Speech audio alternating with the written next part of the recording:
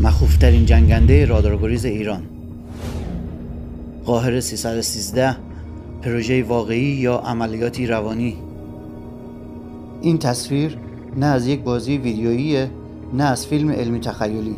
این یکی از مرموزترین پروژه های نظامی ایران، جنگنده‌ای به نام قاهره 313، هواپیمایی که از همون روز اول با خودش یه دنیا سوال آورد.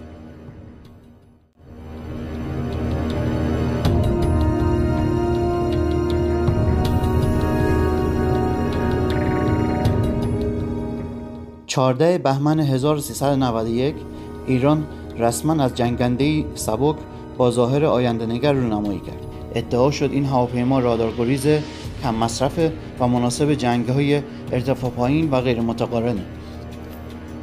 نکات فنی ادعا شده: رادارگریزی، سطح مقطع پایین، پرواز در ارتفاع پایین، طراحی داخلی کاملا بومی، تک موتوره با موتور مشابه J85.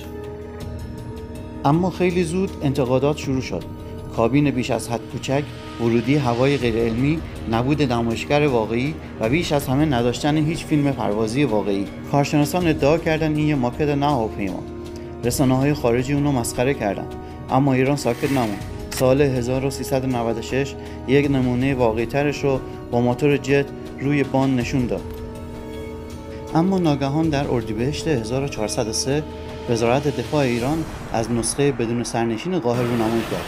یک پهپاد رزمی مرکار با قابلیت حمل بمب‌های هوشمند و عملیات دقیق. ویژگی‌های قاهره بدون سرنشین: برد پروازی بیش از 1000 کیلومتر، سقف پروازی 40000 پا، 12 کیلومتر.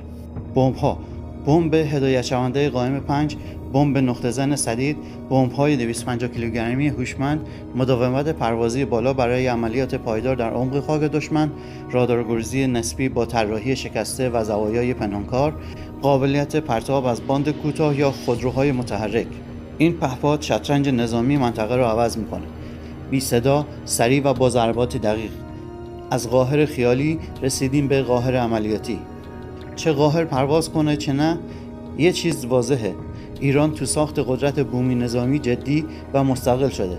از پهپاد شاهد 136